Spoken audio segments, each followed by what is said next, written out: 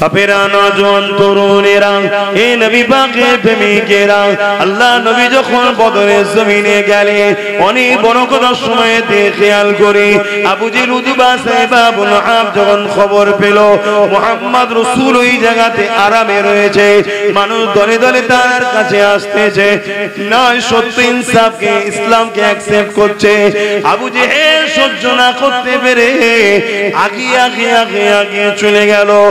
1000 সৈন্য নিয়ে গেল।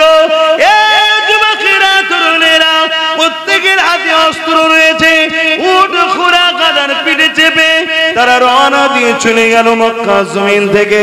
আমার নবী পাকের কানে খবর চলে এলো, আল্লাহ নবী মাত্র 313 জনকে নিয়ে আলোচনায় বসে গেল। বাবারা, আমি রাসূলুল্লাহ তোমাদের পক্ষ থেকে প্রতিনিধি পাঠাচ্ছি বাবা, একজন তোমরা আগিয়ে চলে যাও, আবু জেহেলকে গিয়ে বলো কি দরকার ঝগড়া করার, লড়াই করা, মুহাম্মদ রাসূল তো মক্কা থেকে ইয়াসরিফে চলে এসেছে, তোমাদের কাছে তো তিনি যায়নি, তোমরা তোমাদের মতো থাকো। এই কথা যখনই মেসেজটা গেল, আবু জেহেল বলল না না না না, আমাদের সঙ্গে লড়াই করতে হবে, আমরা কোনোভাবেই ছাড়বো না। এ যুবকেরা, তরুণেরা, বাপেরা, এই কথা কিন্তু সমাজে শোনানো বন্ধ হয়ে গেছে। শুনছেন তো? এই কথা আলোচনা সমাজে শোনানো বন্ধ হয়ে গেছে। এটাও একটা প্ল্যান, উম্মতকে সব শোনাওনি, উম্মত যদি সব শুনে জোশ এসে যাবে, জোশ।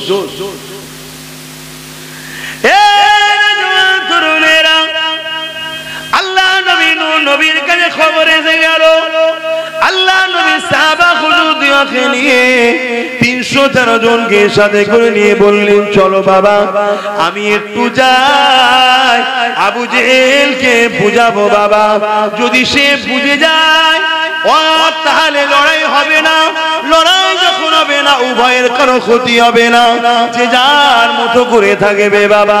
কেন লড়াই করা, ফিতনা করা, এটা সমাজের জন্য বড় ক্ষতির কাজ।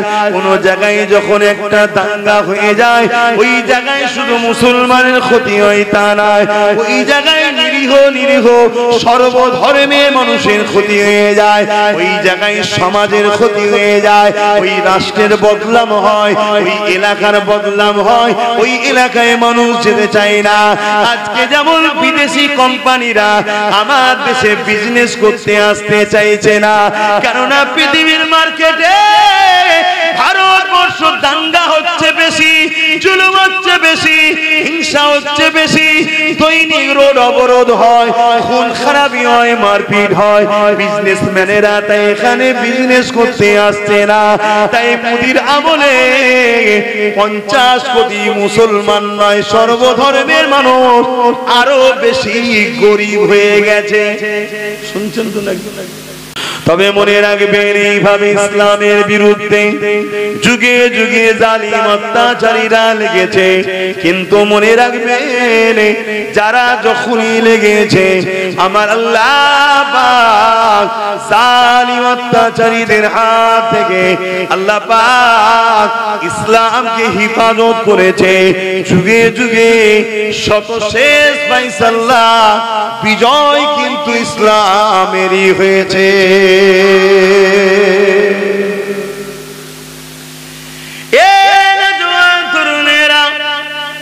এটা আজকে নতুন নয়, এই যে মসজিদে আকসাকে আমরা দেখছি জালিমরা বারবার দখল করতে যায়, বারবার এটা করতে যায়, এটাও কিন্তু নতুন নয়, কেননা ইতিপূর্বে মসজিদে আকসা অনেকবার বেদখল হয়েছে, অনেকবার আমাদের হাত থেকে চলে গেছে। এই আমাদের হাত থেকে চলে যাবার পিছনে কারণ হিসাবে দোষী কিন্তু আমরাই ছিলাম, কেননা আমরা দিন থেকে সরে গিয়েছিলাম, আমরা গাফিল হয়ে গিয়েছিলাম, আমরা আল্লাহ দাসত্ব থেকে সরে গিয়ে দুনিয়াদার হয়ে গিয়ে নাচ গান ফুর্তি আনন্দে জড়িয়ে গিয়েছিলাম। আল্লাহ পাক তাই জালিম শাসক বসিয়ে আমাদেরকে হত্যা করে জুলুম করে আমাদেরকে জালিম শাসক দ্বারা শাস্তি দিয়ে আমাদের হাত থেকে মসজিদে আকসাকে বারবার তাদের দ্বারা কেড়ে নিয়েছে। কিন্তু আবার যখন আমরা নিজেদের ভুলকে বুঝতে পেরে পরিবর্তন হয়ে তওবা করে আল্লাহ মুখী হয়ে গেছে, তখনই আল্লাহ ইমানদার লিডার পাঠিয়ে তার হাতের বরকতে আবার আমাদেরকে মসজিদে আকসা ফিরিয়ে বিজয় দিয়েছে। আরো জোরে বলুন সুবহান। ইতিহাস গাওয়া এই মসজিদে আকসা অনেকবার আমাদের হাত থেকে ফসকেছে। আমি সংক্ষেপে বলছি, হযরত ওমর ফারুক হুজুর একবার উদ্ধার করেছে, আবার তখন ফসকে গেছে। তারপরে হযরত সালাউদ্দিন আইবি তিনি এই মসজিদে আকসাকে উদ্ধার করেছেন। আর মনে রাখবেন, যতবার জালিমরা আমাদের উপরে জুলুম করেছে, আমাদের সংখ্যা যখন বেশি ছিল তখন আমরা বিজয় পাইনি, সংখ্যা যখন আমাদের কম হয়েছে তখনই কিন্তু আমরা বিজয় হয়েছি। জোরে বলুন সুবহানাল্লাহ। আমার আওয়াজ বুঝতে পারছেন তো আপনারা? হ্যাঁ, কেন চিটেওয়ালা ধান যেমন আমাদের কোনো কাজে লাগে না, এই চিটেওয়ালা মুসলমান যতদিন ছিল ততদিন আল্লাহ তাদের দ্বারা ফায়দা। এসব চিটে উড়ে যাবার পর সলিডটা যখন এসেছে, তার হাতের বরকতে আল্লাহ বিজয় দিয়েছে। আমি যদি একটুখানি ফিরে যাই আমার রাসূলুল্লাহ দিকে, আমার নবী পাক মক্কায় আগমন করলো। মক্কার আবু জুরুদ মাসাইবারা আমার নবী পাককে মক্কা জমিন থেকে এ নাজওয়ান তরুণীরা আব্বারা, যেটা আজকে আমার দেশও করতে চাইছে, এনআরসি করে তাড়িয়ে দেবে। আবু জুরুদ মাসাইবা আমার রাসূলুল্লাহর উপরে জুলুম করে নবী পাককে তাড়িয়ে দিবার পরিকল্পনা করলো, নবী পাককে শহীদ করে দিবার পরিকল্পনা করলো। আমার আল্লাহ হুকুম দিয়ে দিলে, হে আমার হাবিব, আপনি মাতৃভূমি ছেড়ে দিয়ে ইয়াসরিব মদিনার জমিনে চলে যান। আমার রাসূলুল্লাহ ইয়াসরিবে চলে গেল। নবী যাওয়ার পরে মদিনা শরীফ হয়ে গেল। এ যুবকেরা, তরুণীরা, বাপেরা, আল্লাহ নবী বছরে বছরে যখনই হজের সময় হয় মাতৃভূমির টানে মক্কার দিকে আগিয়ে আসে কাবা শরীফকে তওয়াফ করবে বলে, কিন্তু জালিম অত্যাচারী শাসক আবু জেহেল আমার রাসূলকে ঢুকতে দেয় না।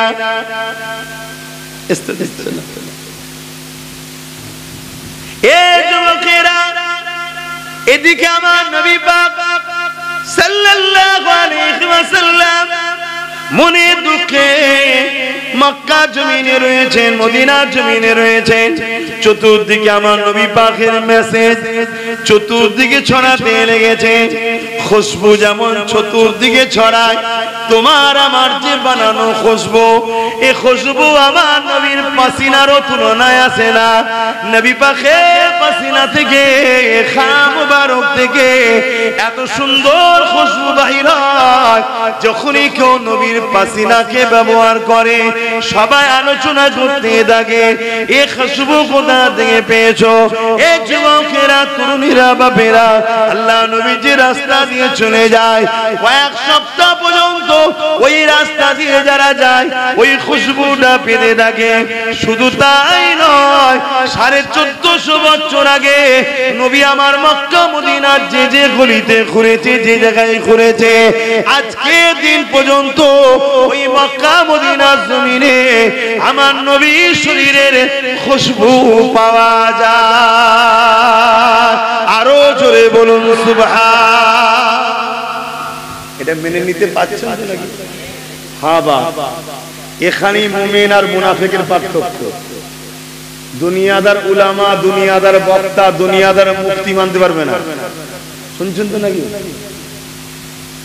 আর যারা মুমিন উলামা, মুমিন মুসলমান, মুমিন মুফতি, তারা কিন্তু এটাকে বেশক মানে। কেন? আমার রাসূল পাক সাল্লাল্লাহু আলাইহি সাল্লামের শরীরের পাসিনার খুশবু এটা মিটার খুশবু নয়। জোরে বলুন সুবহানাল্লাহ। আজও মক্কা মদিনা শরীফে আপনি যাবেন, একটা ট্রাই করবেন, পরীক্ষা করবেন, আমার কথাটা মিলিয়ে নেন, পরীক্ষা করবেন। মক্কা মদিনা শরীফে গিয়ে দোকানদারকে বলবেন, এই যে মক্কা মদিনার আবহাওয়ায় যেটা খুশবু পাওয়া যাচ্ছে ওই খুশবুর আতরটা দেন। দোকানদার আপনাকে দেবে, দেখুন, আপনি নেবেন যে হ্যাঁ হ্যাঁ হ্যাঁ ঠিক আছে, সেম সেম। আপনি নিয়ে যখন ঘরে এসে ব্যবহার করবেন দেখবেন অন্য খুশবু। অ্যাকচুয়ালি আপনি শুকছেন দোকানদারের আতর, কিন্তু ও আতরের ঘ্রাণ আপনি পাচ্ছেন না, পাচ্ছেন সেই আবহাওয়ায় রাসূলের পাসিনার খুশবুটাই পাচ্ছেন। জোরে বলুন সুবহানাল্লাহ। আমি হাজারো পরীক্ষা করে দেখেছি, কথা বুঝে আসছে না? নাই, অনেক ট্রাই করি। এগুলো ট্রাই করতে হয়, দেখতে হয়। এতে কি হয়? নিজের কনফিডেন্স, নিজের মহব্বত, নিজের ঈমান আরো জোশ আসে। আল্লাহু আকবার। আমার নবী কি নিয়ামত!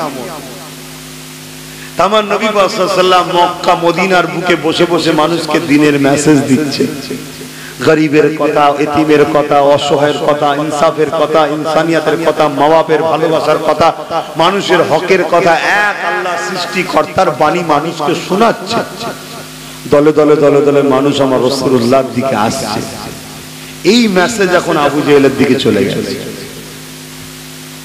আবু জেহেল খবরটা পেয়ে ও খুশি নয়। সবাই বলছে সরদার মুহাম্মদ রাসূলকে তো আমরা মক্কা থেকে সরিয়ে দিয়েছি, সে মদিনায় যা পাচ্ছে করুক না, কি দরকার? কিন্তু শয়তান এত বড় বদমাইশ, ওর বুকে ব্যথা হচ্ছে না, ওখানে গিয়ে আরামে দ্বীনের প্রচার করবে। তার মানে চলো সৈন্য রেডি করো, চলো সৈন্য রেডি করো। যেমন আজকে অনেক শয়তানদের কষ্ট হয়, আমাদের চাকরি দিল না, আমাদেরকে শিক্ষা দিল না, আমাদেরকে পদ দিল না, আমাদেরকে রাজনীতিতে ভাগীদারি দিল না, সব সময় আমাদেরকে লুটলো এরা। তারপরও আল্লাহ আমাদেরকে যেভাবে রাজকীয় ভাবে ভালো মন্দ খাওয়ায়, এই হারামখোর এই শয়তানদের সহ্য হচ্ছে না। শুনছেন না? শোনেন, এদেরকে আরো শেষ করতে হবে। তাই আমাদের পিছনে উঠে পড়ে লেগেছে, আমাদের জমি জায়গা সব লেগে। কিন্তু আমার মুসলিম তো এখনো জাগছে না। আমার মুসলমান এরা এখনো বুঝতে পারেনি সব শিয়ালের একই ডাক রে বাবা, সব শিয়ালের একই ডাক। তুমি কার উপরে ভরসা করে চলছো? একমাত্র ভরসা করো আল্লাহর উপরে, আর একমাত্র ফলো করো মুহাম্মদ রাসূলুল্লাহকে। জোরে বলুন সুবহানাল্লাহ।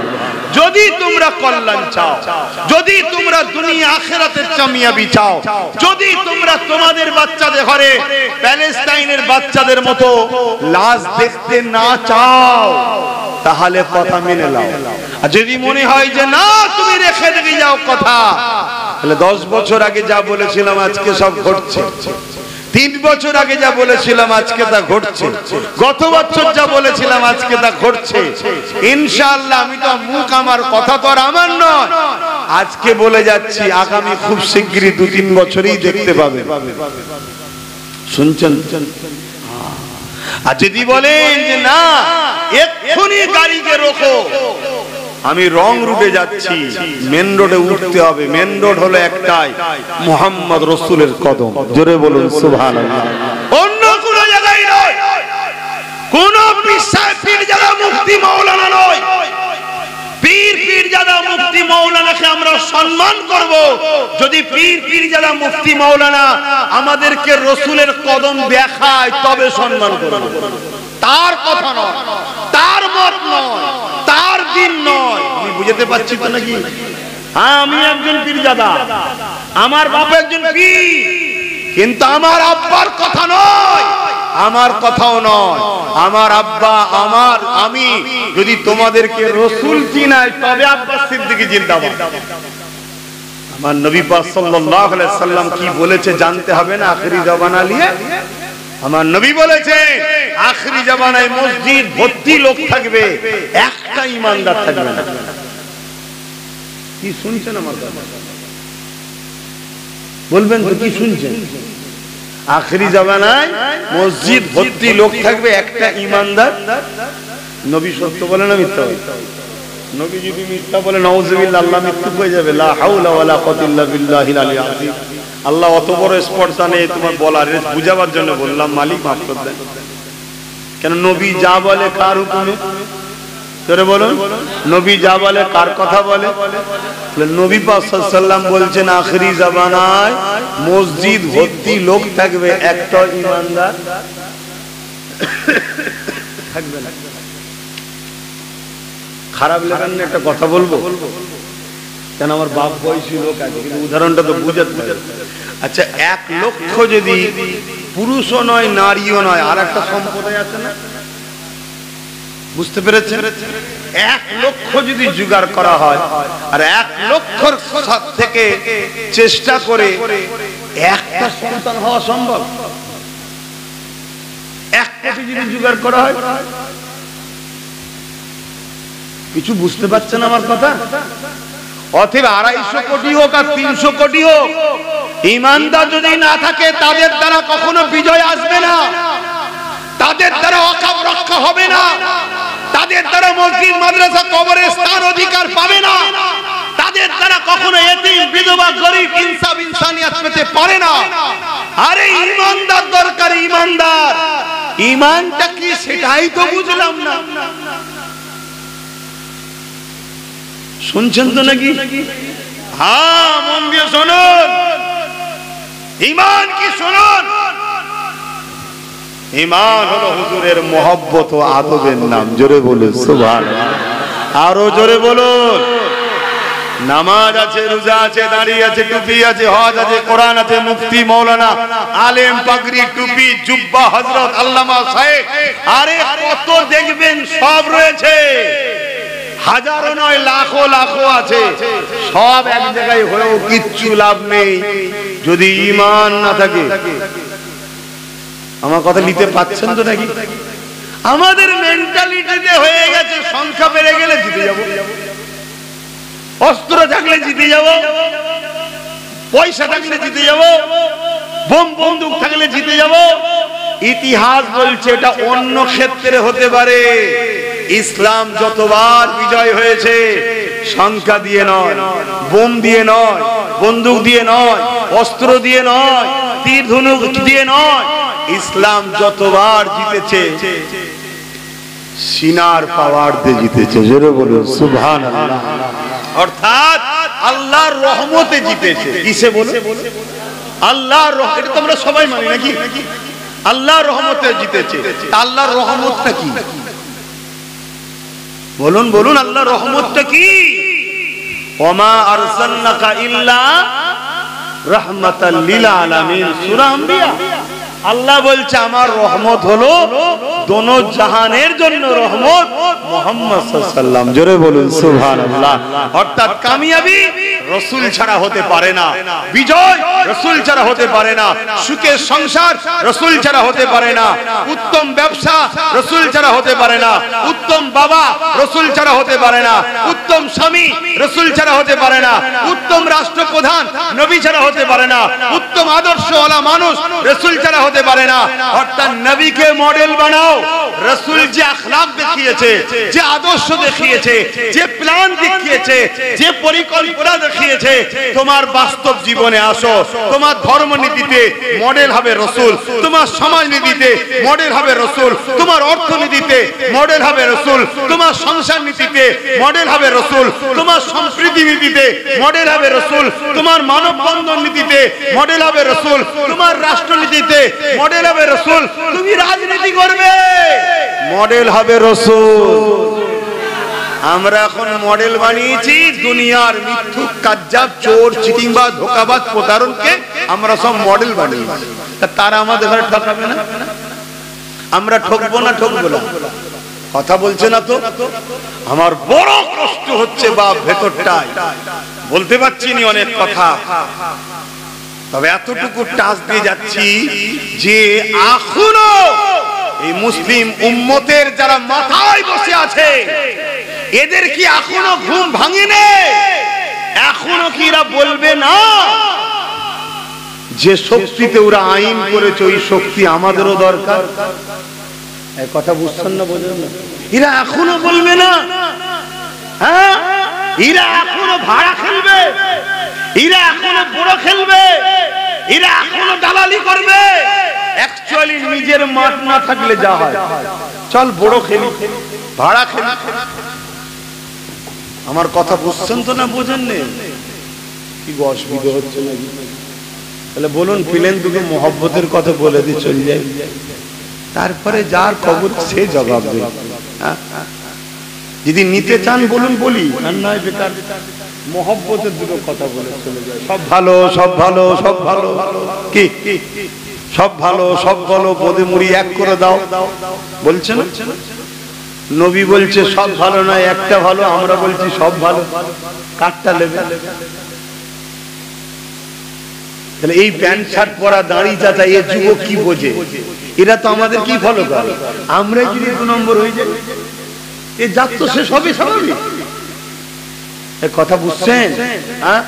নবী বলছে একটা ভালো, এ বলছে সব ভালো, সব ভালো, সব ভালো। সব ভালো মানে লড়াইটা হচ্ছে কিসের? ইসলামের জন্য তো। লড়াইটা হচ্ছে কিসের? মসজিদ মাদ্রাসার জন্য তো নাকি? তো মসজিদ মাদ্রাসা ইসলামটা কার? আমার বাপের না আপনাদের আব্বা জানের? কিন্তু দিন ইসলাম রাসূলুল্লাহ।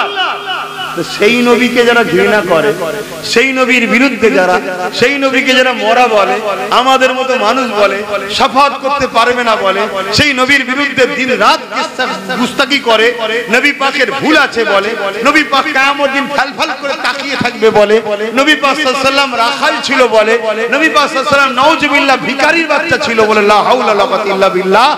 তাদের সঙ্গে এক হয়ে তুমি আল্লাহর সাহায্য পাবে। আর আল্লাহর সাহায্য যদি না হয় বিজয় হবে? আমার কথা বুঝছেন তো নাকি? তাহলে আল্লাহর সাহায্য চাই না চাই না? পুরো পৃথিবীর লোক একদিকে, আর আল্লাহ যদি কারো সাথে থাকে একদিকে, বিজয়টা কার হবে? জোরে বলুন। আমরা ইতিহাস পড়ে দেখেছি, এই দেশে একটা বাদশা ছিল, নাম হলো আকবর। ও শয়তান বদমাইশ কি করেছিল শোনেন, নাম থেকে চমকে যাবেন না। কেন এখনো নাম দেখে আমরা মানুষ চিনতে গিয়ে ঠকছি। অনেক হাজি সাহেব দেখেছি, অনেক মোল্লা দেখেছি, এখন মোল্লা ঠেকুর তুলছে অন্য, এখন হাজি ঠেকুর তুলছে উল্টো। তাই বলবো নাম থেকে ছুটলে হবে না। আমাদের উচিত যে কোনো মানুষের সঙ্গে মিশার আগে মুহাম্মদ রাসূল আছে কিনা দেখা। কেন মুহাম্মদ রাসূলকে আল্লাহ আমাদের জন্য মডেল বানিয়েছে। যেমন চকচক করলে শোনা হয় না, অরিজিনাল চিনতে গেলে কোষ্ঠী পাথর দ্বারা দেখতে হয়। সব বাইরে থাকে তো নাকি? শোনার কাজ হয়। চকচকে দেখলে লাও না। বাবার ধারালেই কিন্তু মাথায় হাত, পালাবার রাস্তা খুঁজে পাবে না। তার জন্য কি করতে হবে? কোষ্ঠী পাথরে যাচাই করতে হবে, তাই তো নাকি? অতএব দাড়ি আছে, টুপি আছে, বড় পাগড়ি আছে, বড় জুব্বা আছে, চকচক করছে, নামাজ আছে, রোজা আছে, চকচক করছে, ঠিক আছে, ভালো কথা। কিন্তু সোনা যেমন গোষ্ঠী পাথর ছাড়া যাচাই না করে নিলে ঠকতে হবে। এই দাড়ি টুপি চকচকে দেখে ছুটলে হবে না, দেখতে হবে সুন্দর মিষ্টি কথা দেখে ছুটলে হবে না, দেখতে হবে তার হৃদয়ে মুহাম্মদ রাসূলের আদব ভালোবাসা কতটা আছে। একবার নয়, 1000 বার তাকে ফলো করো, বিভিন্ন অ্যাঙ্গেল দিয়ে দেখো, বিভিন্ন টাইমে দেখো, বিভিন্ন ক্ষেত্রে দেখো, বিভিন্ন সময়ে দেখো ও তোমার রাসূলকে কোন জায়গায় রেখেছে। বিপদের সময় নবী ছেড়ে দিয়ে পালায় কিনা, আর পেটের সময় নবী নবী করে কিনা, এটাও দেখার দরকার। আব্বাসকে দেখতে হবে, এই কথা বলছো না? হ্যাঁ, আমাকেও দেখতে হবে, আমাকেও বাজাতে হবে। এই খুব তো নবী নবী শোনাচ্ছে, ফলো কর, ফলো কর। বেশ কিছু মাল পানি দিয়ে দেখ দেখি বিক্রি হয় কি? কি ট্রায়ের দরকার আছে না? হ্যাঁ, ঈমানের ব্যাপার রে বুকা। আব্বাসের প্রেম করে জাহান্নামে যেতে কেউ রাজি আছো নাকি? এখানে জান্নাত জাহান্নামের ফয়সালা। দুনিয়ায় কিছু হলে অল্প লোক, একটা চোখ যদি যায় আরেকটা আছে, দুটো যদি যায় সাথে কেউ আছে ধরে ধরে নিয়ে যাবে। এই যদি বলে দিয়ে হয় তোকে 1 লাখ টাকা দেবো, এমনও লোক আছে চোখও দিয়ে দেবে, 10 লাখ টাকা দেবো, দুটোও দিয়ে দেবে। কথা বুঝছেন না? বুঝেন না? কিন্তু ঈমান চলে গেল। ঈমানের ব্যাপার এখানে বাপ, একটু বুঝে বুঝে কাজ করো। কেন কোরআনে আল্লাহ ওয়াদা করেছে বন্ধুর কাছে, অর্থাৎ হুজুর পাক সাল্লাল্লাহু আলাইহি ওয়াসাল্লামের কাছে, কি বন্ধু আপনাকে আমি রাজি করতে চাই। জোরে বলুন সুবহানাল্লাহ। তা আমি আপনার খুশির জন্য বলছি, এমন একটা লোককে আপনি জান্নাতে দেখতে পাবেন না, এমন একটা লোককে আমি জান্নাতে যেতে দেব না। যুবকরা বন্ধু শোনো, প্যান্ট শার্ট পরো, দাড়ি চাচো, গান শুনেছো, বদমাইশি করেছো, এসব অন্যায়, এ পিটানি খেয়ে আল্লাহ চাইলে মাফ হয়ে যাবে। বলুন ইনশাআল্লাহ। আর আল্লাহ চাইলে বয়স হলে যেমন বাপগুলো পরিবর্তন হয়েছে, সব দাড়ি টুপি রেখে নামাজ পড়ে তওবা তিল্লাহ করে আল্লাহ চাইলে সব মাফ হয়ে যাবে। বলো ইনশাআল্লাহ। কিন্তু হুজুরের যদি না হয়, আমার ওয়াজ বুঝছেন তো নাকি? আমার ওই একটাই নুকতা ভাই, একটাই পয়েন্ট, যার জন্য সবকিছু আল্লাহ বানিয়েছে তার হও, তবে তুমি নিজে পাখি কথা বলবে। তারই হতে পারোনি, তুমি ফজর থেকে বসে তাহাজ্জুদে বসে কি করবে? তুমি কি করবে? আগে তার হও যার হতে আল্লাহ কোরআনে বলেছে, কুল ইন কুনতুম তুহিব্বুনাল্লাহ ফাত্তাবিউনি ইউহিব্বুকুমুল্লাহ ওয়া ইয়াগফির লাকুম যুনুবাকুম আল্লাহু গফুরুর রহিম। কোরআনই বলছি তো নাকি? हाँ देखबेन একটু বলেন। हम মানুষ তো बड़ो कबलम कुलमा माना, आप फरमाइए, आका को फरमाने के लिए खुदा ने फरमा रहे हैं, आप फरमाइए इन कुंतुम तुहिब्बुन अल्लाह, जो शख्स कहते हैं मैं रब ताला को मोहब्बत करते हैं, जरा बोले हमरा अल्लाह के भालोबासी। बोली ना? बोली ना? अजर बोले। अगर इन लोगों का दवा सच है, इन लोगों का बस सच है, तो एक इम्तिहान देना होगा।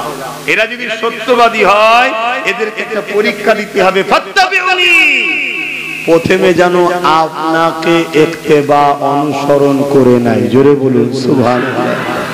তাহলে আমার ভালোবাসা দাবিদার যদি সত্য হয়, বৈশিষ্ট্য কি হবে? আগে যেন আপনাকে ইত্তেবা করে, আপনাকে অনুসরণ করে, হুবহু নকশা কদমে চলে। কিন্তু মনে রাখবেন, কাউকে যদি না ভালোবাসা হয়, তাকে ইত্তেবা করা যায়? কথা বলুন। তাহলে লিহাজা ফাত্তাবিউনি কি अंदर प्यार छुपा हुआ है। ভালোবেসে আপনাকে যেন মেনে নেয়, ভালোবেসে যেন ইত্তেবা করে নেয়।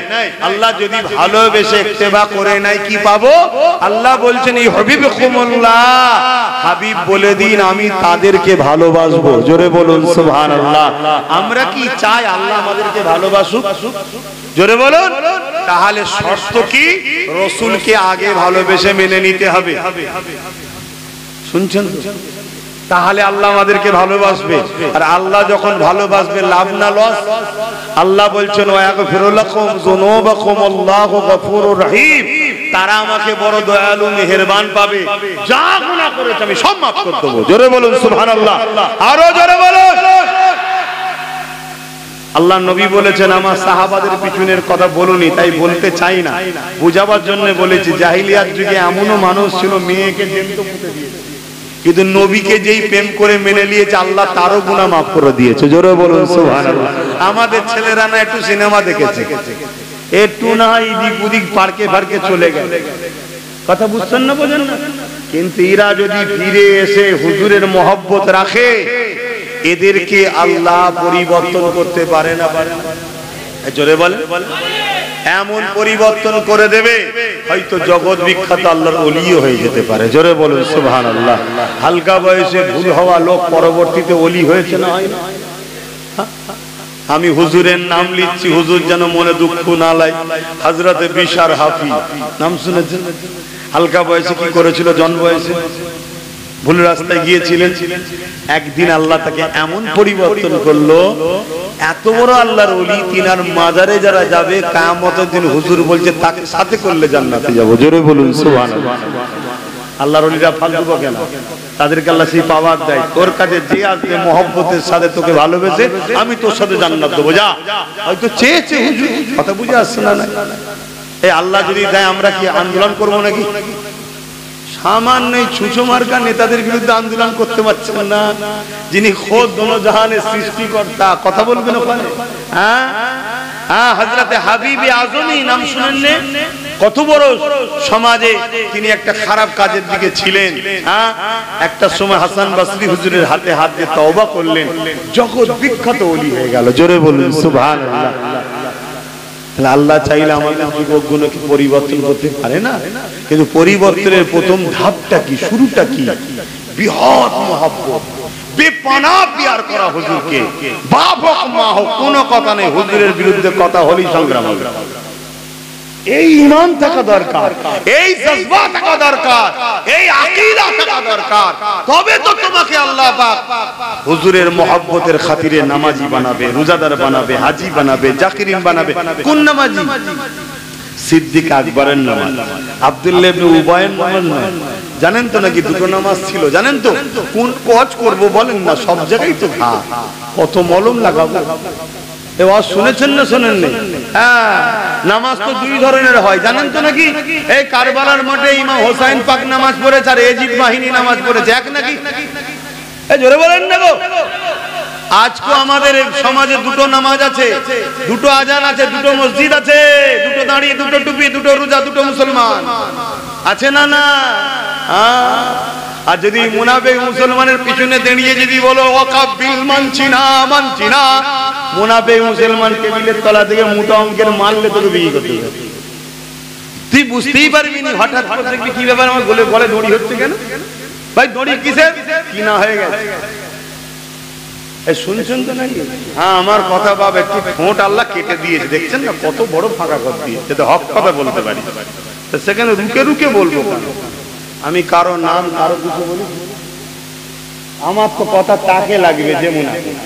তাহলে যারা চিড়বির চিড়বির করবে জানতে হবে ওষুধ কাজ হচ্ছে। এই সমাজ এখন চিড়বির চিড়বির হচ্ছে না, হয় না? হ্যাঁ, আমার বাড়ির একটা দিকে চিড়বির চিড়বির করছে, আমি কারো কিচ্ছু বলিনি, হঠাৎ করে কি লেগে গেছে। তো ঠিক আছে, একটু দাঁড়ান, একটু দাঁড়ান, ওষুধ বেটা দেবো, চিন্তার কোনো কারণ নেই। কেন? আমি আমার আব্বাকেও চিনি না, আমি আমার মাকেও চিনি না। আমিনার লালের সামনে, আমিনার লালের প্রশ্ন যেখানে আসবে ওখানে বাপও কুরবান, মাও কুরবান, নিজেও কুরবান, পরিবারও কুরবান, বাচ্চাও কুরবান। আমিনার লাল আগে। জোরে বলুন সুবহানাল্লাহ। গুস্তাগে রাসূলদের সঙ্গে মিশে পাকামু হচ্ছে। হ্যাঁ, তো ভাইয়েরা আমার, আমি কোন কথা বলতে গিয়ে চলে গেলাম এদিকে? বলুন, আমি কোন কথা বলতে গিয়ে এদিকে এলাম? সব ভুলে গেলাম। হ্যাঁ, একটু বলবেন তো কোন কথা? হযরতে আল্লাহ নবী, নূর নবী, দয়া নবীকে তুই কোথা থেকে এলি? তুই কোথা থেকে এলি? এখন পরে কোন তুই বসে আছিস? হলুদ জামার পিছনেরটা, কালো জামা, সাদা কালো, কতক্ষণ বসে আছিস? কতক্ষণ আগে এই এলি সামনে? ওই করতে এলি? কি যন্ত্রণা বলেন তো? এই যে কি একটা জিনিস বেরিয়েছে, কি হচ্ছে এটা? তোদের এখনো ভালো লাগছে? চারিদিকে তোদের মা বোন বেটি দেওয়ার রেপ করছে, শুনতে পাসনি? এখনো ভালো লাগছে যে কবরে ওখানে মাইয়া ভিজিতে গেলে বলছে পুরানো হবে না, এ তোমাদের আর নেই, এই দাফন করা হবে না, তোমাদের আর নেই। জানেন খবর পাননি? কেন এরকম বদমাশ? কি জ্বালাতন! দরুদ শরীফ আল্লাহুম্মা সাল্লি আলা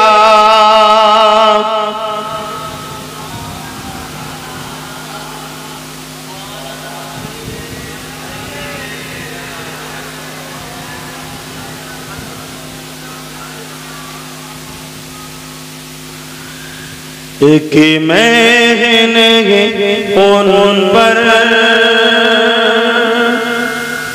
कुर्बान ज़माना है। आरो खुशी बोलুন আমার নবীর নবীর শুধু আমরাই কুরবান নাকি পুরো জামানা নবীর কুরবান? জোরে বলুন সুবহানাল্লাহ।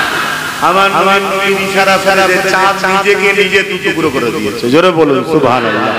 আমার নবী ইংলিশ ইশারা করেছে, সূর্য নিজে থেকে ফিরে চলে এসেছে। জোরে বলুন সুবহানাল্লাহ। অবশ্য মনে রাখবেন, নবী যা ঘটাচ্ছে সবকিছুর মূল ক্ষমতার মালিক হলেন আল্লাহ। জোরে বলুন সুবহানাল্লাহ। না কিন্তু আবার ঈমান চলে যাবে। কথা মাথায় থাকবে, সবকিছুর উৎস হলো আল্লাহ থেকে। কিন্তু আমার আগুলে আল্লাহ পাওয়ার দেয়নি, নবীর আগুলে দিয়ে। কেন? আমি নবীর মতো নই, তাই দেয়নি। কথা মাথায় ঢুকছে? হ্যাঁ। আমার নবী পাক সাল্লাল্লাহু আলাইহি ওয়াসাল্লামের কাছে হরিণ এসে কেঁদেছে, হুজুর আমাকে একটু ছেড়ে দেন না, আমার বাচ্চা আছে, দুধ পান করিয়ে আসবো। জানেন তো নাকি? হ্যাঁ, একদল মুনাফিক বেরিয়েছে, বক্তা, বড় বড় স্কলার, শয়তান, ফেসবুক টিভিতে বক্তব্য দিচ্ছে, বলছে এগুলো বানানো কাহিনী। শুনছেন তো নাকি? আমার তো সন্দেহ হচ্ছে তুই নিজেই হালালি প্রমাণ করতে পারবি না। কথা শুনছেন তো নাকি? একটা দুটো নয়, বড় বড় উপযুক্ত ইমামদের 12টা কিতাবের মধ্যে ককিয়া আছে। জোরে বলুন সুবহানাল্লাহ। আজকে আমার নবীকে কিভাবে ছোট করতে চাইছি না। সবার লক্ষ্য একটা, মুহাম্মদ রাসূল থেকে সরিয়ে দাও। কেন? মুহাম্মদ রাসূল হলো সিনার পাওয়ার। জোরে বলুন সুবহানাল্লাহ। যতদিন হুজুর আছে জাতির কাছে, ততদিন কুল কায়ে পৃথিবীতে যত সুপার পাওয়ার হোক, এদেরকে মেটানো সম্ভব নয়। জোরে বলুন সুবহানাল্লাহ। এটা জেহেরের মধ্যে রেখে দেন, এটা জেহেরের মধ্যে রেখে দেন। কিভাবে 100 বছর ধরে প্যালেস্টাইনকে মারছে বলেন? বাচ্চা থেকে শুরু করে, মা থেকে শুরু করে, বেটি থেকে শুরু করে, এখন আবার কি একটা নাইটিক না কি মেরেছে, পুরো বাড়ি টাড়ি সব ধোঁয়া হয়ে যাচ্ছে, কিচ্ছু নাই। এত মারার পরও মিটাতে খুব শিগগিরই খবর পাবেন ইনশাআল্লাহ। খুব বেশি দিন না, আপনারা হয়তো আল্লাহ হায়াত থাকলে খবর দেবেন, প্যালেস্টাইন বিজয় হয়েছে, পৃথিবীর মানচিত্র থেকে ইসরায়েল মুছে যাচ্ছে। বলুন সুবহানাল্লাহ, বলুন ইনশাআল্লাহ, বলুন আল্লাহু আকবার। কেন? জুলুমের সাথে আল্লাহ নেই, জালিমের সাথে আল্লাহ নেই, এটা মাথায় রেখে দেন। যদি জালিম আব্বাস সিদ্দিকও হয়, আব্বাসের সাথে আল্লাহ থাকবে না। আর জালিম যদি আপনিও হন, আপনার সাথে আল্লাহ থাকবে না, এটা মাথায় রাখবেন। কেন? আল্লাহ মজলুমের সাথে থাকে। সে যদি অমুসলিম হয়, এখানেও বলে যাচ্ছে অমুসলিম, অমুসলিম যদি হয়, তার সাথেও আল্লাহ থাকবে, কিন্তু জালিমের সাথে আল্লাহ থাকবে না। এখন আপনার মাথায় ঢুকতে পারে সে তো অমুসলিম। অমুসলিম তো কি হয়েছে? সৃষ্টি তো আল্লাহরই। শুনছেন না? শুনেন না? ও ভুল কি ঠিক করছে, কি ঠিক করছে, জবাব তিনি নেবে, আমি কে? সূর্য তিনি সবার জন্য তোলে, চাঁদ তিনি সবার জন্য দেয়, পানি তিনি সবার জন্য দেয়, খাদ্য সবার জন্য দিয়েছে, এই অক্সিজেন সবার জন্য দিয়েছে, হাওয়া সবার জন্য তিনি দিয়েছে, তিনি সবার জন্য দিচ্ছে, আমি কে? কেড়ে নিবা? শুনছেন তো নাকি? হ্যাঁ, এতটুকু মাথায় রাখতে হবে। ধর্ম ও উৎসবের ব্যাপারে আমরা, বা নিজের জীবন চলার ব্যাপারে আমরা মুহাম্মদ রাসূলকে মানি। তুমি কাকে মানো তোমার ব্যাপার, আমি তোমার মত মানতে পারবো না, কিন্তু তুমি বিপদে পড়লে তোমার পাশে আছি, তোমার সঙ্গে আমি ঝগড়াও করতে যাব না। আমার কথা বুঝতে পারছেন তো নাকি? হ্যাঁ, আখলাক তৈরি করো। কিন্তু আবার বেশি আবার এই শুনতে শুনতে আবার এরকম হয়ে যাবে। যদি কেউ আপনাকে জানের উপরে হামলা করতে আসে, এই ফতোয়াটাও শুনে রাখবেন, জানের উপরে যদি হামলা করতে আসে, যেমন নামাজ পড়া ফরজ, ঠিক তদরূপ ফরজ হচ্ছে জান বাঁচানো। শুনছেন? হ্যাঁ, আপনি নামাজে দাঁড়িয়েছেন, একটা সাপ আসছে, আপনি যদি মনে করেন না আমি নামাজটা পড়ি, সাপ, ওই অবস্থায় আপনাকে নামাজ ছেড়ে দেওয়ার হুকুম আছে শরীয়তে। আগে সাপটাকে সরান। কেন? জান বাঁচাতে আপনাকে ফরজ করা হয়েছে। ঠিক তেমনি কেউ যদি আপনাকে মারতে আসে, জুলুম করতে আসে, হত্যা করতে আসে, ডিফেন্স করা ইসলামে জায়েজ ও ফরজ। জোরে বলুন সুবহানাল্লাহ। কিন্তু আগ বেরিয়ে কারোর উপরে জুলুম ইসলাম ইজাজত দেয় না। বাপেরা নওজোয়ান তরুণেরা এ নবী পাকের প্রেমিকেরা আল্লাহ নবী যখন বদরের জমিনে গেলেন অনেক বড় কথা সময় দিয়ে খেয়াল করে আবু জেল উতবা সাহেব আবু লাহাব যখন খবর পেল মুহাম্মদ রাসূল ওই জায়গাতে আরামে রয়েছে মানুষ দলে দলে তার কাছে আসতেছে নয় সত্য ইনসাফকে ইসলামকে অ্যাকসেপ্ট করছে আবু জেহেল সহ্য না করতে পেরে আগে চলে গেল 1000 সৈন্য নিয়ে গেল যুবকেরা তরুণেরা প্রত্যেকের হাতে অস্ত্র রয়েছে উট ঘোড়া গাধার পিঠে চেপে তারা রওনা দিয়ে চলে গেল মক্কা জমিন থেকে আমার নবী পাকের কানে খবর চলে এলো আল্লাহ নবী মাত্র 313 জনকে নিয়ে আলোচনায় বসে গেল বাবারা আমি রাসূলুল্লাহ তোমাদের পক্ষ থেকে প্রতিনিধি পাঠাচ্ছি বাবা একজন তোমরা আগিয়ে চলে যাও আবু জেহেলকে গিয়ে বলো কি দরকার ঝগড়া করার লড়াই করা মুহাম্মদ রাসূল তো মক্কা থেকে ইয়াসরিফে চলে এসেছে তোমাদের কাছে তো তিনি যায়নি তোমরা তোমাদের মতো থাকো এই কথা যখনই মেসেজটা গেল আবু জেহেল বলল না না না না আমাদের সঙ্গে লড়াই করতে হবে আমরা কোনোভাবেই ছাড়বো না এ যুবকেরা তরুণেরা বাপেরা এই কথা কিন্তু সমাজে শোনানো বন্ধ হয়ে গেছে শুনছেন তো এই কথা আলোচনা সমাজে শোনানো বন্ধ হয়ে গেছে এটাও একটা প্ল্যান উম্মতকে সব শোনাওনি উম্মত যদি সব শুনে জোশ এসে যাবে জোশ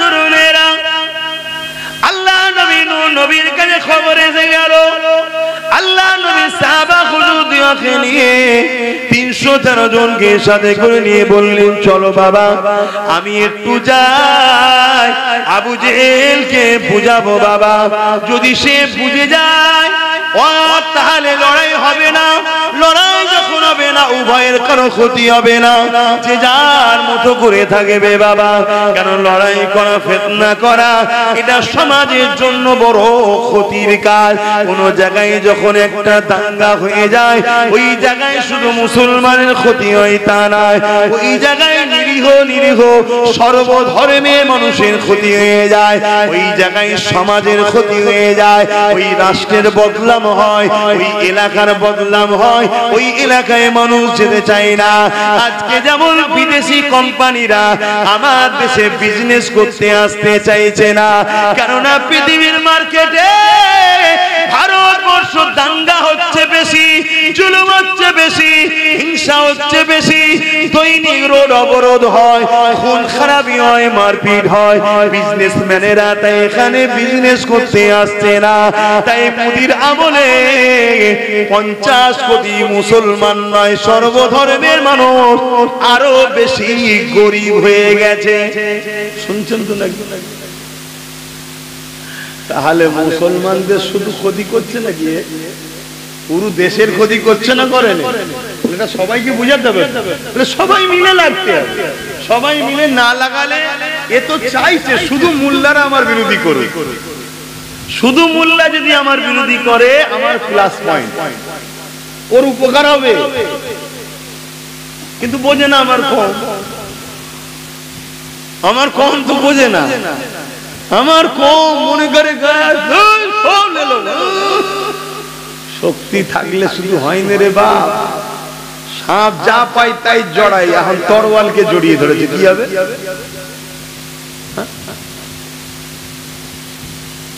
সিস্টেমে বলতে হবে বাপ আমি একটা মৌলানা মানুষ যা কম বেশি জানি আমি একটা কিছু বললাম আমার বিরুদ্ধে যদি বলে ও ভুল বলেছে একটা কোনো মুফতি মৌলানা বললে সমাজে এটা গ্রহণযোগ্য হয় আম্মানু বললে মানবে কথা বলে ঠিক তেমনই রাজ পাওয়ারকে কাটতে গেলে রাজ পাওয়ার দরকার মুফতির ফতোয়া কাটতে গেলে মুফতি দরকার লোহা কাটতে গেলে লোহা দরকার এটা কেন বোঝেন না আপনারা পাগলামি করলে হবে না আইনকে মান্যতা দিয়ে আইনকে কন্ট্রোল করার স্বপ্ন দেখুন আইনকে কন্ট্রোল করুন আইন যারা কন্ট্রোল করছে তাদের সাথে আপনি বড় খেলছেন ভাড়া খেলছে, তো সে আপনাকে দিয়েছে 1 লাখ, ওসুল করবে না? সবাই বিজনেস বসে, তারা বিজনেস বসে না? হ্যাঁ, হাজার হাজার কোটি টাকা পুরো দেশ জুড়ে দিয়েছে। দিল্লিতে 17,000 টাকা ইমামের মাইনে, বিভিন্ন জায়গায় ইমামদের মাইনে দিয়েছে বিভিন্ন টাকা। আমার রাজ্য দিয়েছে 2.5, 3, 3.5, যাই হোক, কম বেশি অত জানি না। এটা ওসুল করবে না? হ্যাঁ, একদম লিখছে বারে। কি বুঝছে? হয়তো 10,000 কোটি কি 1 লাখ কোটি টাকা খরচ করেছে, কয়েক লক্ষ কোটি মিলিয়ন টাকার সম্পদে বলে শুধু খেলে হয় না, বুঝে বুঝে খাও, আর না হয় সব জায়গাতে ওই খাবার বেরিয়ে যাবে। বুঝতে পারছো তো নাকি? হ্যাঁ, যা তা খেয়ে ফেললে হয় না, সব জায়গা থেকে খাবার বেরিয়ে যাবে। নাক দোবড়াবে, মুখ দোবড়াবে, বমি করে, আরো অনেক জায়গাতে বেরিয়ে যাবে। কিছু বুঝতে পারছো তো নাকি? আচ্ছা, বুঝে বুঝে খেতে হয়, না অসুবিধা আছে। আল্লাহর নবী 313 জনকে নিয়ে যাচ্ছে, খালি পায়ে, খালি হাতে, তালি দিয়া জামা, পেটগুলো ঢুকা, গরিব মানুষ তারা, মদিনার মানুষ। আবার ঘর ছেড়ে মুহাজিরিনরা এসেছেন, সাহাবা হুজুররা, আর ওইদিকে তরোয়াল নিয়ে পুরো যুদ্ধের সাজো সাজো অবস্থাতে এসেছে। আল্লাহর নবী তাদেরকে যে বলছে, আবু জেহেল, হে উতবা, আমি মুহাম্মদ রাসূল তো তোমাদের সঙ্গে লড়াই করিনি, ফিতনা করিনি, তোমরা কেন আগ বেরিয়ে এসে আমাদের উপরে জুলুম করছো? ফিরে যাও তোমরা, তোমাদের মক্কায় তোমরা থাকো, আমরা মদিনায় আছি। মদিনার মানুষ আমাকে অ্যাকসেপ্ট করেছে, তারা আমাকে রেখেছে। আবু জেহেল দেখছে মাত্র 313 জন খালি হাতে। মন দিয়ে শুনবেন কথাগুলো, 313 জন খালি হাতে, আমাকে 1000।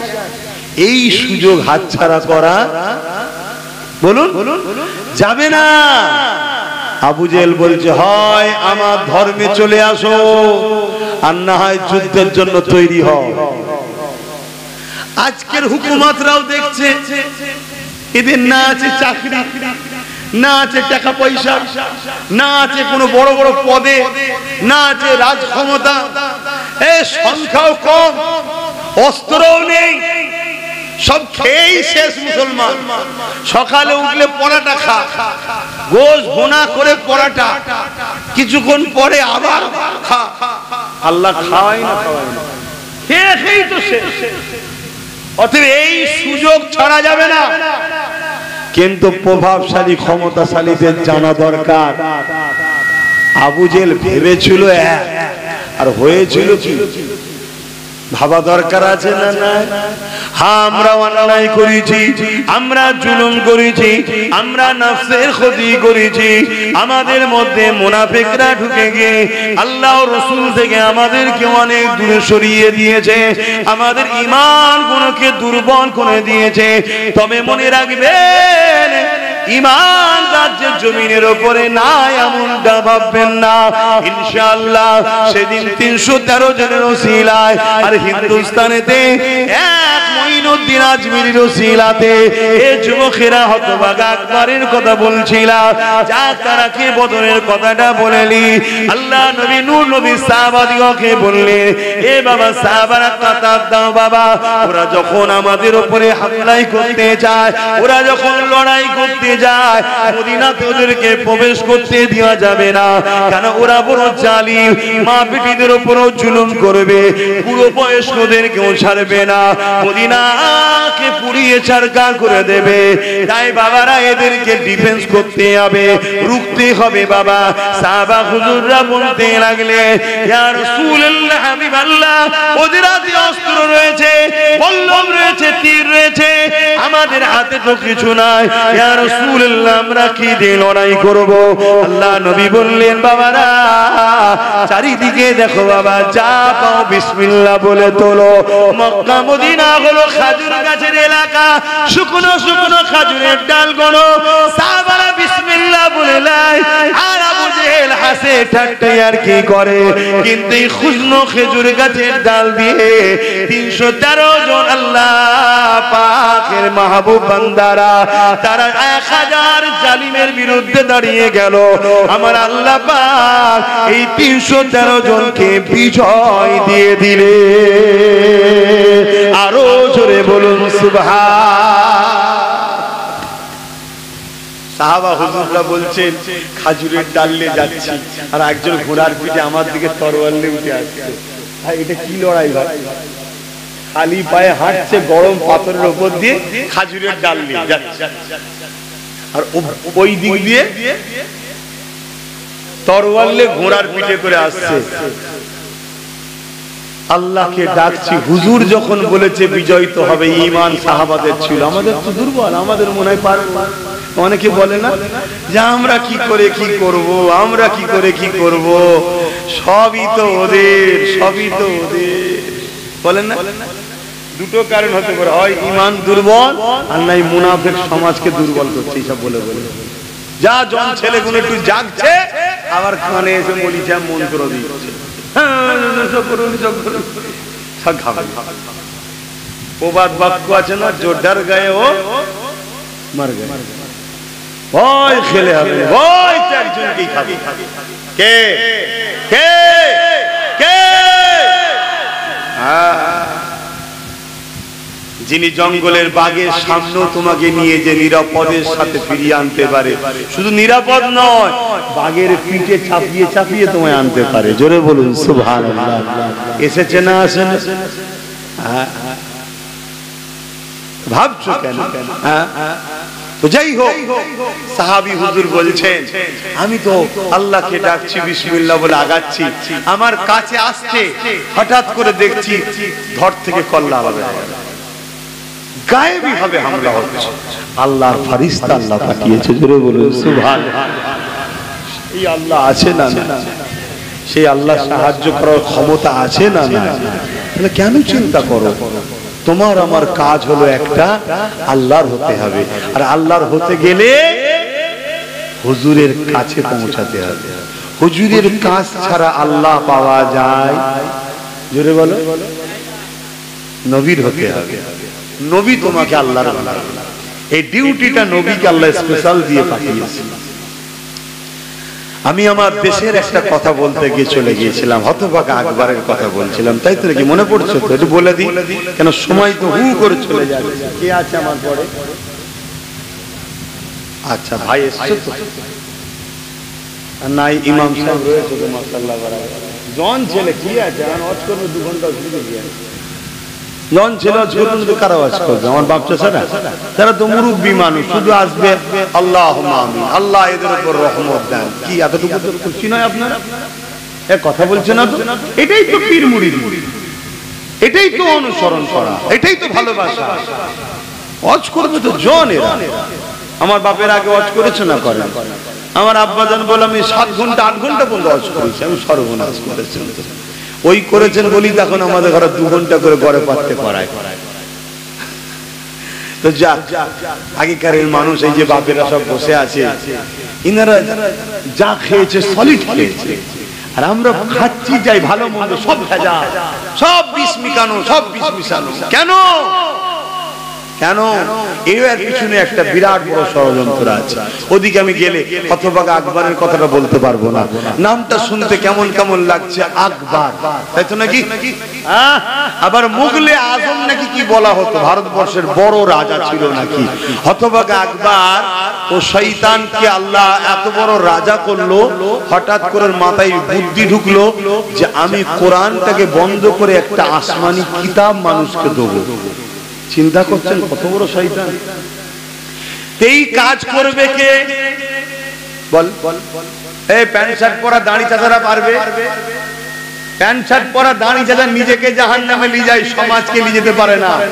আর মোল্লা মৌলী সাহেব যদি বিগড়ে যায়, ও সমাজকে জাহান্নামে নিয়ে যাবে, নিজে তো যাবে যাবে, পুরো সমাজকে নিয়ে যাবে। শুনছেন তো নাকি? প্যান্ট শার্ট পরা দাড়ি চাচাকে যতটা না ভয়, মৌলী সাহেব যদি বিগড়ে যায়, ও বেটা খাতারনাক তাহলে। আর মৌলানা যদি আল্লাহ রাসূলের পক্ষে হয় পুরো সমাজকে জান্নাতে নিয়ে যাবে। জোরে বলুন সুবহানাল্লাহ।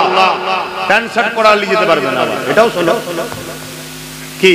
তাহলে আলেম যেমন বিরাট বড় ভালো, আর বিগড়ে গেলে বিরাট বড় বিপদ, ঠিক তো নাকি? হ্যাঁ, এসব শোনার কাজ করে আইসিডের প্রয়োজন হয় না, হয় না? হ্যাঁ, যেমন ভালো জিনিস আর উল্টো যদি গালে চলে যায়। হ্যাঁ, তাহলে প্রতিটা জিনিসের মধ্যে ভালো মন্দ লুকিয়ে আছে না নাই? এখন আপনাদের কারো মধ্যে যদি মনে হয় যে আলেম আলেম খারাপ কেন, আল্লাহর নবী বলছেন খায়রুল উলামা শাররুল উলামা, ভালো উলামা খারাপ উলামা। নবী বলছে আমি কে রে বাবা? আমি তো দ্বীনের একজন খাদেম, আমি তো দ্বীনের একজন অনুসারী। দ্বীন আমারও নয়, আমার বাবের নয়, আমার দাদরও নয়। দ্বীন তো আমিন আল্লাহ মুহাম্মদ রাসূলুল্লাহ। জোরে বলুন সুবহানাল্লাহ। হতভাগা আকবর সৈন্য পাঠিয়ে দিল, বড় বড় সব মাদ্রাসা, বড় বড় শিক্ষিত সব মুফতি মাওলানা ধরে নিয়ে আসো, তাদেরকে দাওয়াত দাও। বিশাল বড় খানার আয়োজন করা হলো। আকবর শুনছেন তো না? ওই খাবারের মধ্যে হতভাগা আকবর বদমাইশ কিছু নাপাক খাদ্য মিশিয়ে দিল। কি খাদ্য? কেন আকবর জানে ভিতরে যদি হারাম না যায় তাহলে রক্ত কথা বলে, রক্ত কথা বলে। অতএব এদেরকে খাদ্যের মধ্যে হারাম ঢুকিয়ে দাও। নানা রকম খাদ্যের মধ্যে শরাব আরো ইত্যাদি ইত্যাদি সব খাদ্যের মধ্যে জড়িয়ে দিয়ে উলামা মুফতিদের ঘরে সব খাইয়ে দিল। পেয়েছে, হাঁটু গেড়ে খেয়েছে, দাঁড়ি টাড়িতে লাগিয়ে আর করে একদম রাজার দরবারের খাবার খেয়ে আগুন টাগুন চুষছে। কাজ মিটে গেছে, রাজা এবারে মিটিং এ নিয়ে বসেছে। বসে বলছে আমার একটা কথা আছে তোমাদের কাছে। কি কথা? আমি যা বলবো আমার সাথে যদি সাথ না দাও রাজ দরবার থেকে বেরোবার আগে গর্দান উড়ে যাবে। কিভাবে ফেসিয়েছে শুনছেন তো? আর যদি সাথ দাও প্রত্যেককে রাজকীয় রাজার দরবার থেকে মাইনে চালু করে দেবো, বা ভাতা বললে আপনারা যেটা ভালো বুঝবেন, ভাতা ভাতা চালু করে দেবো মাথা পিছু। রাজ দরবারের উলামা হিসাবে সম্মান দেওয়া হবে। সমাজে কোনো পুলিশ মিলিটারি আমার কেউ তোমাকে ডিস্টার্ব করবে না, আমার কথা যদি মেনে নাও। কি কথা? আমি একটা কিতাব লিখতে চাই, দ্বীনে ইলাহি নাম দেবো। ওই কিতাবটা কোরআনের বিরুদ্ধে, কোরআন ব্যান করে এইটাকে সমাজের মানুষের কাছে গ্রহণযোগ্যতা দিতে হবে। শুনছেন ভাই? উলামারা সব তো একে অপরের দিকে তাকাচ্ছে, যতই হোক এই তো সবে হারাম খেয়েছে রে বাবা, কত আসর তখন পড়ে নেই, আল্লাহ তো ভয় আছে, একে অপরকে তাকাচ্ছে। কিন্তু রাজা কি বলেছে বেরোবার আগে? কত হ্যাঁ ব্যাস ভয় খেয়ে গেল। সবাই বলল যে জাহাপানা আপনার কথায় আমাদের সহমত, আমরা সব ব্যবস্থা করে দেবো। শুনছেন? ওই দাওয়াতে কিন্তু একজন ছিল না,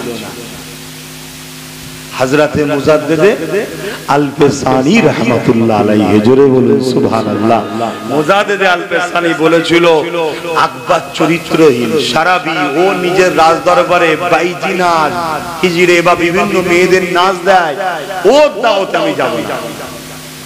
এজন্য হুজুর যাই রে, হুজুরকে বন্দী করতে পারে না।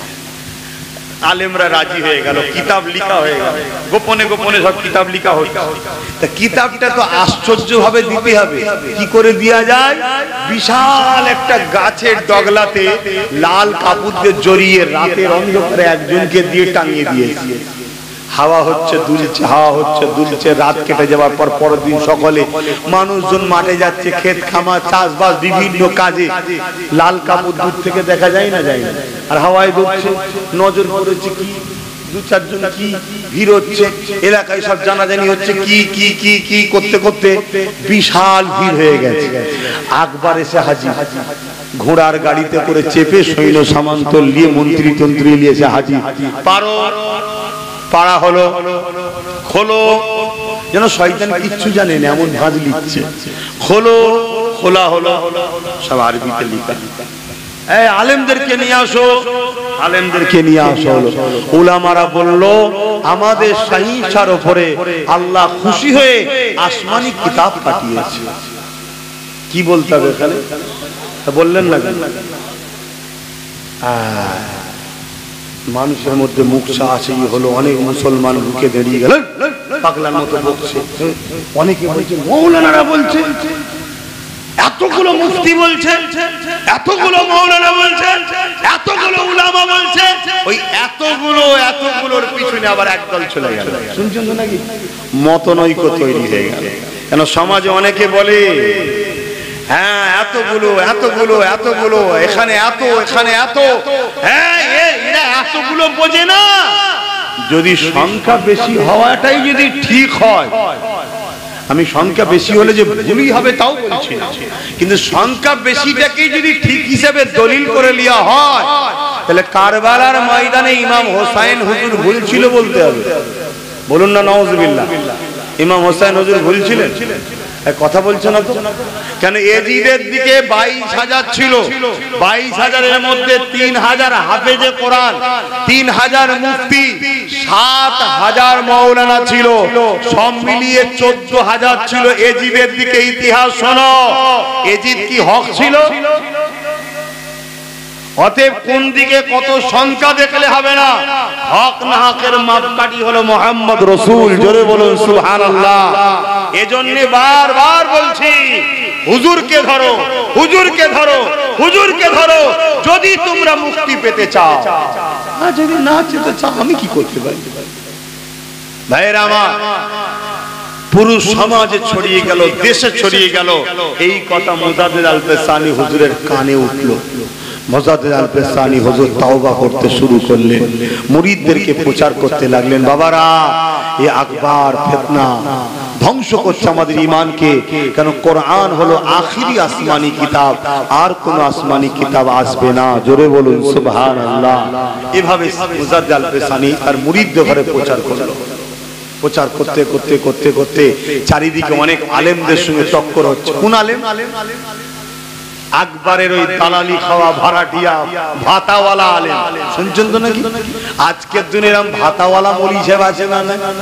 এই ভাতাওয়ালা আছে না? নাই। হ্যাঁ, তাদের সঙ্গেও বাপ টক্কর হবে, হকবাদীদের হবে, কিচ্ছু করার নেই, হবে। তো কি হয়েছে? আল্লাহর উপরে যদি ভরসা থাকে আর মুহাম্মদ সাল্লাল্লাহু আলাইহি সাল্লাম যদি আমাদের একমাত্র লক্ষ্য হয়, ও সব ভাবতে গেলে হবে না। এই টক্কর হতে হতে হতে একটা দিন এমন বিপদ হয়ে গেল, হতভাগা আকবর মুজাদ্দিদ আল-পেসানির সঙ্গে যুদ্ধের ঘোষণা দিলেন। চলো ময়দানে আসো। মুজাদ্দিদ আল-পেসানির সিজদায় পড়ে আল্লাহর কাছে কাঁদছে, আল্লাহ আমার দিকে যারা আছে সব দুর্বল মানুষ, গরিব মানুষ, অল্প মানুষ, আর আকবর সে রাজা, তার দিকে সব। আল্লাহ দিনকে আপনি বিজয় করার স্বার্থে, এটা মুজাদ্দিদ আল-পেসানির বিজয় নয়, দিনের বিজয় হবে, আপনি আমায় সাহায্য করেন। জোরে বলুন সুবহানাল্লাহ। ময়দানে গিয়ে হাজির হলো মুজাদ্দিদ আল-পেসানি। দেখছেন বিশাল বাহিনী আকবরের, বিশাল বাহিনী, মিলিটারি থেকে শুরু করে পুলিশ থেকে, আর ওই সব সমাজের নামি দামি সব বক্তা, মুলি সাহেব, মুফতি, পাগড়ি টাগড়ি আজকাল ফাজকাল লেগিয়ে একদম পুরো ফেরেশতা সেজে আকবরের পাশে। শুনছেন? সব ভাড়াটিয়া হাজির হাজির। আমরাও সেদিন দেখলাম সেজে গুজে সব আজকের জালিমদের পাশে দাঁড়িয়ে আছে। জালিম বলছে দিল্লি যাও, একটা কারো মুখে কথা হলো না। আপনি কি কথা বলছেন? আপনি কি বলছেন? আপনি তো বলেছিলেন বিজেপি কে রুখতে আমায় সাপোর্ট করো, বিপদে পড়লে সাথ দেবো। আজকে দিল্লি যান মানে একটা কেউ বলেছে না? ভাড়াটিয়া। হ্যাঁ, এই কথা শুনে ভাড়াটিয়া কোন আমার বিরুদ্ধে লাগবে আমিও জানি, কিন্তু ভাড়াটিয়া ভাড়াটিয়া তুমি দুনিয়ায় যা খুশি করতে পারো, মনে রেখে দিও কিয়ামতের দিন আল্লাহর সামনে জবাব দিতে হবে। তোমার একবার বলা দরকার ছিল না যে আপনি কি বলছেন এটা? এটা আপনি কি বলছেন? এত বড় বিরোধী করা হলো, এর বিরুদ্ধে কোন উলামাদের মুখে কথা নেই। আমি একটা দুঃখ প্রকাশ করেছি, আমার বিরুদ্ধে আবার একদল লেগে গেছে, আছে না? না হ্যাঁ এই সব পরে বলবো, দাঁড়ান আগে আরো খোলাসা হোক মুনাফিক গুলো, তারপর আপনাদেরকে জানাবো। অসুবিধা হচ্ছে আপনাদের, আমার বাপ আমার ভাইদের অসুবিধা হচ্ছে, নীতিতে মজবুত হন। যদি আব্বাস সিদ্দিকীকে ভালো লাগে মজবুত হন, আর নাই বাদ দেন। দিয়ে যেদিকে ভালো লাগে ভাড়াটিয়ালে থাকতে চান ভাড়া নিয়ে থাকেন, ভাড়াটা নিয়ে থাকেন। আর এই সব কথা বলি বলে অনেকে আমার সঙ্গে মিশতে চায় না, আমি থাকলে থাকতে চাই না। কি হয়েছে? কি হয়েছে? কোনো সমস্যা নেই, আমি আমার ভালোবাসার মানুষদের বলেছি যদি নীতিতে মজবুত হও তাহলে আমাকে নিয়ে চলো ভাই, আর না হয় যা ভালো লাগে করো। আমি তোমাদেরকে জোরকে কাউকে জোর করেছি বলতে পারবে কেউ কখনো না? প্রেমে কখনো জোর হয় না। আরে আমার ধর্ম বলছে জোর করা যাবে না। হতভাগা আকবর এই ময়দানে এসে গেল, মুজাদ্দেদ আল-পেশানি দোয়া চাইতে, আল্লাহ আপনি সাহায্য করেন। বিশাল তুফান এলো, সেই তুফানে হতভাগা কি বলে মুজাদ্দেদ আল-পেশানি ও তার বাহিনীর উপর দিয়ে গিয়ে হতভাগা আকবর ও তার বাহিনীকে তুলে আল্লাহর জাহান্নামে পাঠিয়ে দিল। জোরে বলুন সুবহানাল্লাহ, আরো জোরে বলুন সুবহানাল্লাহ। নারী দিবে আসেন আসেন একটু বসতে দেন চেয়ারে। তো ভাইয়ের আমার শুনছেন তো নাকি? তুমি দাওয়াতি মানুষ, যাও যাও, শুনছেন তো নাকি? উলামায়ে তিনি আলোচনা করবে, আমি সংক্ষেপ করছি। আমার কথাতে ভাষাতে ব্যবহারে কেউ কষ্ট পেয়েছে মনে রাখবেন, আমার কথাটা মন দিয়ে শুনে। শুনছেন তো নাকি? প্রত্যেকটা ওয়াকফ কালা কানুনের বিরোধী আন্দোলনকে আমি সাপোর্ট করছি। আমার ভালোবাসার লোকেরা শুনছেন? প্রত্যেকটা সে যেই করুক ওয়াকফ কালা কানুনের বিরুদ্ধে যারাই আন্দোলন করছে তাদেরকেই আমি সাপোর্ট করছি, আগামীতেও করব। শুনছেন না শোনেননি? তবে একটা কথা মনে রাখবেন, যারা আন্দোলনের নামে মুসলিম উম্মাকে গুমরাহ বানাচ্ছে, সমাজ বিরোধী, সংবিধান বিরোধী, গণতন্ত্র বিরোধী ফিতনা ফাসাদ করছে, বা কেন্দ্রের বিরোধী নামে রাজ্যের দালালি করছে, তাদের সাথে কিন্তু আমি না।